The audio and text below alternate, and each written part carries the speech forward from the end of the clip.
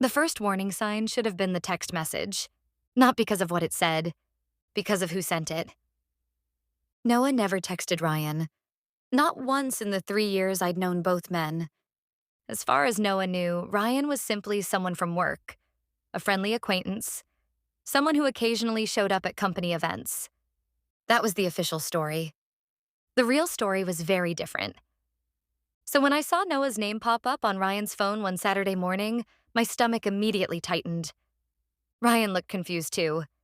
He opened it, read it, then looked at me. "What?" I asked. Ryan turned the screen toward me. The message was short. "Hey, Claire's been stressed lately. Mind stopping by tonight?"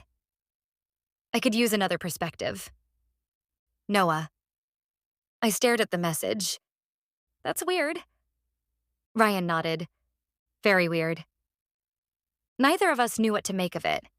By itself, it wasn't alarming.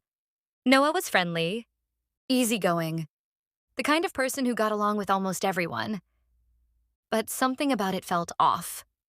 I couldn't explain why. The feeling followed me all day.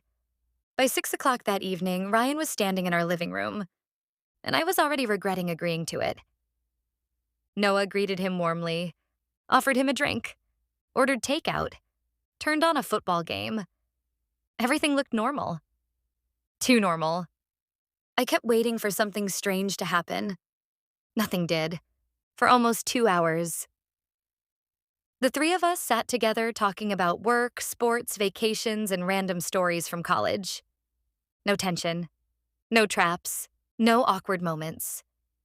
Eventually, I started convincing myself I'd imagined the entire thing. Then Noah muted the television, and the room instantly felt different. He leaned back in his chair. "Can I ask you something?" Ryan shrugged. "Sure." Noah looked directly at him. "I need relationship advice." I almost laughed. Of all the things I expected, that wasn't one of them. Ryan looked surprised too. "Relationship advice?" Noah nodded. "You're good with people." Ryan smiled awkwardly. "I don't know about that." "I do." Noah's tone remained casual. The conversation continued. At first, Noah described a hypothetical couple.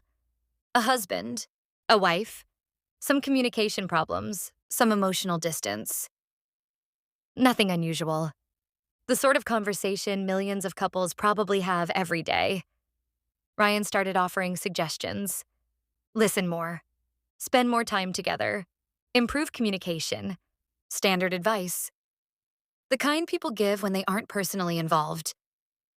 Then Noah started changing details. Small details. At least they seemed small. The husband worked in finance. Noah worked in finance. The wife worked in marketing. I worked in marketing. The couple had been married 8 years. We'd been married 8 years. My pulse began climbing. Ryan noticed it too. I could tell by the way he stopped making eye contact.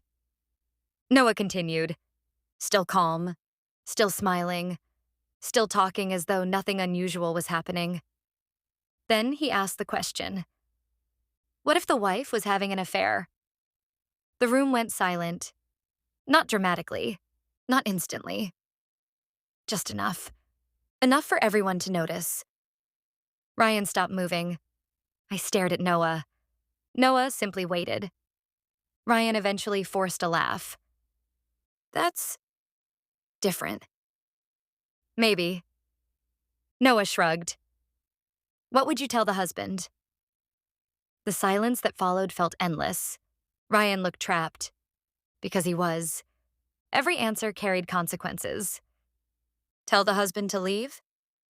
He's admitting the affair is unforgivable. Tell him to stay? He's defending his own behavior. Pretend not to know? Too late. Ryan cleared his throat. I guess it depends. Noah smiled. On what? Ryan hesitated. The circumstances. Noah nodded thoughtfully, then delivered the sentence that changed everything. What if the affair partner was sitting in the room right now? Nobody spoke. Nobody moved. The football game continued silently on the television, players running across a muted field. Ryan looked at me. I looked at Noah. And Noah looked completely relaxed. Like a man who had finally reached the final page of a book he'd been reading for months. The next few seconds felt unreal. Ryan stood first. Not because anyone told him to, because he knew. The game was over. Noah didn't stop him, didn't yell, didn't accuse him, didn't even raise his voice. Ryan walked to the door, opened it, paused, then left. Just like that. The entire affair ended with the sound of a door closing. No screaming, no dramatic confrontation, no scene, just silence. After a few minutes, Noah finally spoke. His advice was interesting. I couldn't believe what I was hearing. How long? The question came out automatically. Noah smiled sadly. Long enough. For some reason, that answer hurt more than a number would have, because numbers have limits. Long enough could mean anything. Months, years, entire seasons of our lives. Noah stood, walked to the kitchen, returned with a small notebook.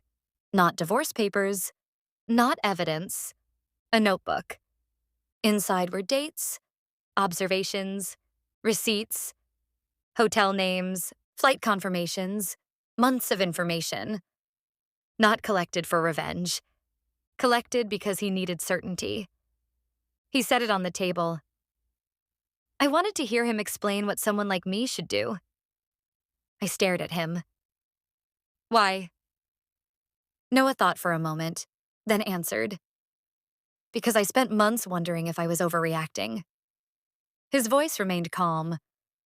But if even he couldn't explain why I should stay, he tapped the notebook. Then I already had my answer. A year later, I heard Ryan got engaged. 6 months after that, Noah started seeing someone too. Life moved forward for everyone. That's what life does. But every now and then, I still think about that night. Not because of the affair, not because of the breakup, not even because of Ryan leaving. I think about the question, the one Noah asked. Because for months, I thought I was managing 2 relationships, keeping 2 worlds separate, maintaining complete control. Then my husband handed my affair partner a chance to tell him what to do. And when Ryan couldn't come up with an answer worth hearing, I realized the truth had been sitting in the room long before any of us admitted it out loud.